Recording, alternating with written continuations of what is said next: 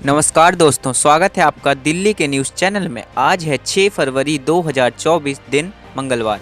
तो चलिए देखते हैं आज के दिल्ली के मुख्य समाचार। इससे पहले आप न्यूज़ को कहां से देख रहे हैं हमें कमेंट में ज़रूर बताएं। दिल्ली में मौसम सर्द, आसमान में छाया कोहरा, परिचालन से लेकर कई उड़ानें प्रभावित।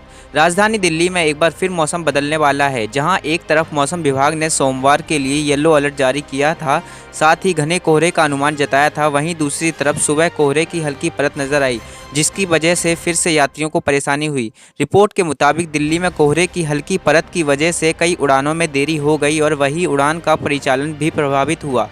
आज सुबह 6:35 पर इंदिरा गांधी अंतर्राष्ट्रीय हवाई अड्डे पर कोहरा दिखा।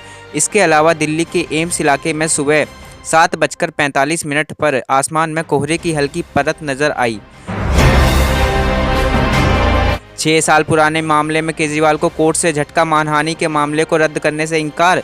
दिल्ली उच्च न्यायालय ने यूट्यूबर ध्रुव राठी द्वारा बनाए गए बीजेपी IT सेल पार्ट 2 शीर्षक वाले वीडियो को रीट्वीट करने के लिए दिल्ली के मुख्यमंत्री अरविंद केजरीवाल के खिलाफ दायर आपराधिक मानहानि मामले को रद्द करने से इनकार कर दिया।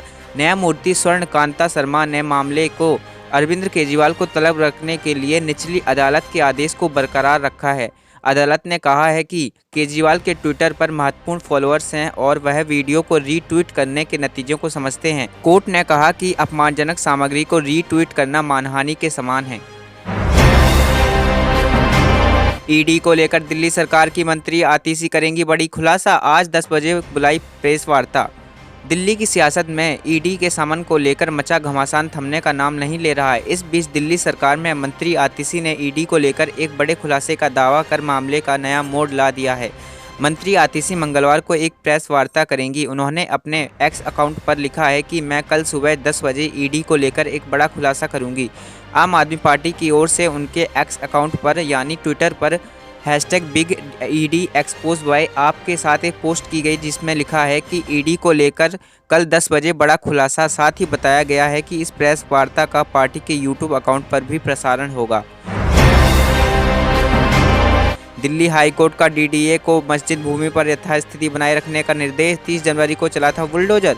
उच्च न्यायालय ने दिल्ली विकास प्राधिकरण को महरौली इलाके में स्थित उस जमीन पर 12 फरवरी तक यथास्थिति बनाए रखने का निर्देश दिया, जिस पर 600 साल पुराना अंखुद जी मस्जिद को ध्वस्त कर दिया गया था।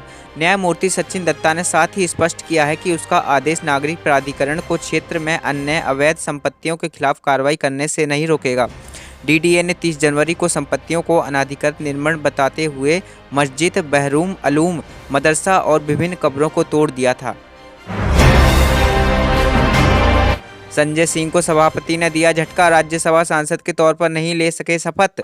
आम आदमी पार्टी के नेता संजय सिंह आज राज्यसभा सांसद के तौर पर शपथ नहीं ले सके, क्योंकि राज्यसभा के सभापति जगदीप धनखड़ ने संजय सिंह को सांसद के तौर पर शपथ लेने से मना कर दिया।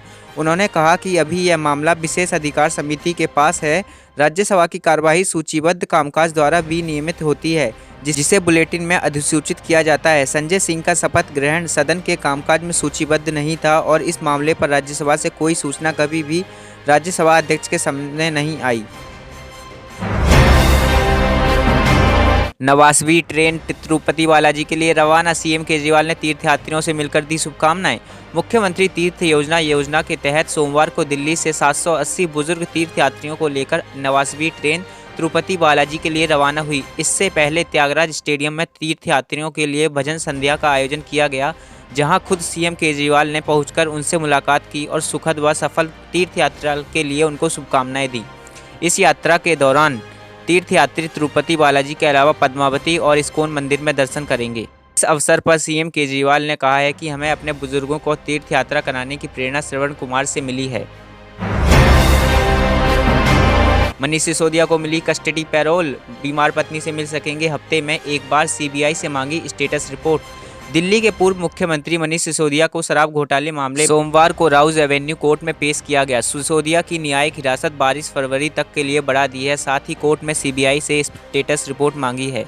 वहीं दूसरी तरफ पूर्व उप मुख्यमंत्री मनीष सिसोदिया को राउज एवेन्यू कोर्ट ने कस्टडी पैरोल दे दी है। सिसोदिया कस्टडी पैरोल में हफ्ते में एक बार अपनी बीमार पत्नी से मिल सकेंगे। सिसोदिया को नियमित जमानत नहीं दी है। अब इस मामले पर 12 फरवरी को सुनवाई होगी।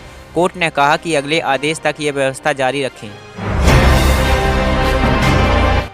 विदेशियों में भी रामलला के दर्शन की ललक। रामायण यात्रा ट्रेन में यूके के 60 और पुर्तगाल से 52 पर्यटक।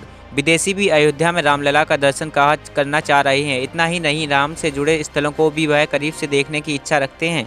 अयोध्या नगरी राम के जाने के लिए रेलवे को वेम्बली यूके में समुदाय आधारित संगठन रामायण यात्रा के पर्यटन ट्रेन चलाने की मांग कर रहे थे। इसे देखते हुए Bharat Gaurav deluxe AC tourist train Delhi के सफदरगंज से रामायण यात्रा पर निकली है। खास बात यह है कि महिलाएं इस यात्रा को लेकर ज़्यादा उत्सुक हैं। रविवार को 122 पर्यटकों का समूह रामायण यात्रा के लिए निकला है। इसमें 45 पर्यटक पुरुष और 77 महिलाएं हैं। 60 पर्यटक यूके से हैं, 52 पर्यटक पुर्तगाली और 10 पर्यटक भारत के हैं। सीएम केजरीवाल बोले, कच्ची कॉलोनियों में जो काम 75 साल में नहीं हुआ, हमने 5 साल में कर दिया। सीएम अरविंद केजरीवाल ने किराड़ी विधानसभा क्षेत्र में नए सरकारी स्कूल के भवनों का शिलान्यास करने के दौरान कच्ची कॉलोनियों पर राजनीति करने वाले विपक्षी दलों पर भी निशाना साधा। सीएम ने कहा कि कच्ची कॉलोनियों में रहने वाले लोगों के साथ सबसे ज़्यादा राजनीति हुई है, लेकिन दूसरी पार्टी वालों ने कुछ नहीं किया।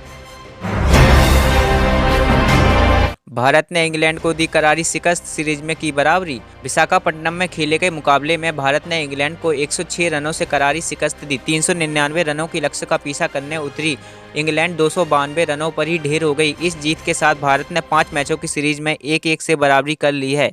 इंग्लैंड ने हैदराबाद में खेला गया पहला मुकाबला अपने नाम किया था। अब सीरीज का अगला और तीसरा मुकाबला 15 फरवरी से राजकोट में खेला जाएगा। तो ये थे आज के दिल्ली के 10 मुख्य और बड़ी खबरें। अगर आपको न्यूज़ पसंद आई हो तो वीडियो को लाइक और चैनल को सब्सक्राइब जरूर करें। धन्यवाद।